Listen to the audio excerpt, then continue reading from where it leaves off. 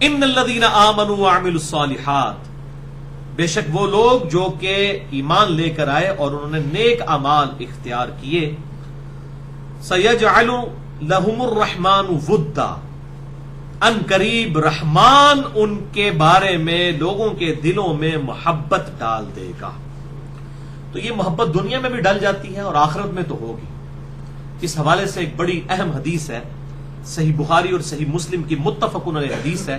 بخاری میں 3209، مسلم میں 6705، اور مسلم میں بڑی ڈیٹیل ہے، اور مشکات میں بھی پوری ڈیٹیل کے ساتھ یہ حدیث ہے 5005 نمبر، کہ آپ صلی اللہ علیہ وسلم فرماتے ہیں کہ اللہ تعالیٰ جب کسی سے محبت فرماتا ہے تو جبریل علیہ السلام کو اپنے پاس بلا کر کہتا ہے، جبریل میں اس سے محبت کرتا ہوں، تو بھی اس سے محبت کر۔ پھر جبریل علیہ السلام بھی اس سے محبت کرنے لگتے ہیں۔ پھر اللہ تعالیٰ فرماتا ہے، جبریل زمین و آسمان میں تمام طرف میری طرف سے اناؤنسمنٹ کر دو کہ رحمان اس سے محبت کرتا ہے۔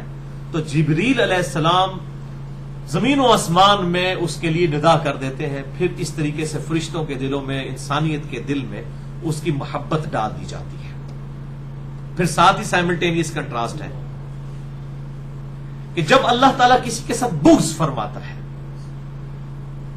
تو اللہ تعالیٰ جبریل کو بلا کر کہتا ہے، جبریل میں اس سے بغض رکھتا ہوں، تو بھی اس سے بغض رکھ، نفرت رکھ اس سے۔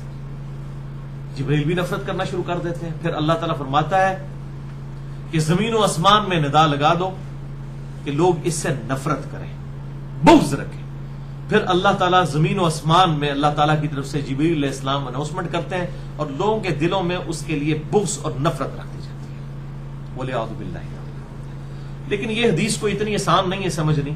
اس کی وجہ یہ ہے کہ لوگوں نے اپنی محبت اور بغض کے کرائیٹیریا بنائے ہوئے ہیں۔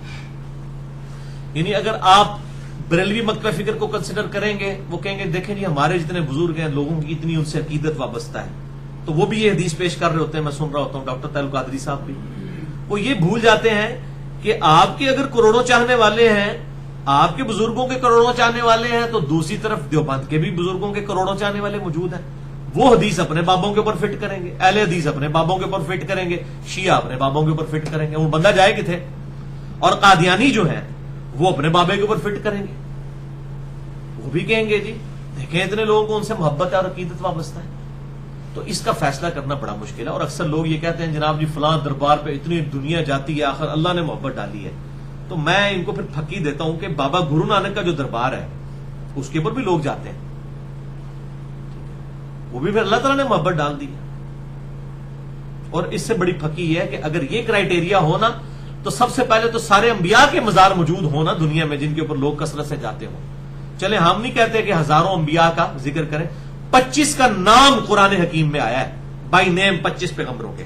ہمیں ان 25 پیغمبروں کے جو مزارات ہیں نا وہ ذرا صحیح سند کے ساتھ بتا دیں کہ کن کن جگہوں پر موجود ہیں، سوائے ہمارے محبوب صلی اللہ علیہ وسلم، اور کسی کا پیغمبر کا مزار نہیں ہے۔ اگر آپ سمجھتے ہیں کہ اللہ کے حضور یہ نشانی ہے مقبولیت کی، تو حضرت موسیٰ علیہ السلام کا مزار دکھائیں ہمیں، کدھر موجود ہے؟ وہ صحیح مسلم میں آتا ہے کہ شب معراج آپ صلی اللہ علیہ وسلم نے سرخ ٹیلے کے پاس موسیٰ علیہ السلام کو قبر میں نماز پڑھتے ہوئے دیکھا، اور وہ گمنامی کی قبر تھی، کسی کو پتہ ہی نہیں تھا۔ کدھر ہے حضرت ہارون علیہ السلام کا مزار؟ اور جو کچھ کو جعلی لوگوں نے بنائے بھی ہوئے ہیں ہر جگہ، ان کی بھی کوئی سند موجود نہیں ہے۔ ان کو چھوڑ کے بھی باقی انبیاء کے یہ مزارات پھر بھی نہیں پورے کر سکتے۔ حضرت نوح علیہ السلام کی قبر دکھائیں کدھر ہے؟ چلیں یونس علیہ السلام، ابراہیم علیہ السلام سے متعلق تو منسوب کر کے قبریں بنائی ہوئی ہیں انہوں نے، لیکن وہ پیغمبر جن کی قبریں بھی اس وقت دنیا میں نہیں ہیں، تو کیا اللہ تعالیٰ ان سے راضی نہیں ہوا؟ لوگوں کے دلوں میں ان کے لیے محبت نہیں ڈالی گئی ہے؟ تو وہاں ان کے مزارات پہ لاکھوں کروڑوں لوگ جلسے جلوس اور میلوں کے لیے اکٹھے کیوں نہیں ہوتے؟ کوئی بات نہیں ہوئی، یہ کوئی کرائیٹیریا ہی نہیں ہے بھائیو۔ تو یہ اللہ تبارک و تعالیٰ ہی فیصلہ کرے گا کہ کس سے لوگ جو ہیں وہ محبت کس بنیاد کے اوپر کر رہے ہیں، وہ اللہ کا بھی محبوب ہے یا نہیں ہے۔ ہاں جن کے بارے میں صحیح سند کے ساتھ کوئی چیز آ جائے، پرٹیکولرلی نام مینشن کر کے، وہ الگ چیز ہے، اس کو نہیں آپ چیلنج کر سکتے۔ وہاں تو پھر نام آ گیا، جیسے صحیح مسلم میں حدیث ہے کتاب الایمان چیپٹر میں انٹرنیشنل نمبر کے مطابق 240 نمبر، کہ علی سے محبت نہیں رکھے گا مگر مؤمن، اور علی سے بغض نہیں رکھے گا مگر منافق۔ اب یہ سیدنا علی کو سرٹیفکیٹ مل گیا آپ صلی اللہ علیہ وسلم کی طرف سے کہ سیدنا علی سے جو محبت رکھ رہا ہوگا وہ مومن ہوگا، اور جو ان سے بغض رکھ رہا ہوگا وہ منافق ہوگا۔ اب ہم حضرت علی کے بارے میں یہ دعویٰ ضرور کر سکتے ہیں، لیکن اگر آپ کہیں کہ یہی دعویٰ میں یزید کے بارے میں کر دوں یا کسی اور شخص کے بارے میں کر دوں تو ہم یہ دعویٰ نہیں کر سکتے. یا میں احمد بریلوی صاحب کے بارے میں دعویٰ کر دوں یا یہ میں دعویٰ جو ہے وہ اشرف تھانوی صاحب کے بارے میں کر دوں یا امام ابن تیمیہ کے بارے میں کر دوں یا میں اہل تشیع کے کسی بزرگ کے بارے میں کر دوں، یہ دعویٰ ہم نہیں کر سکتے.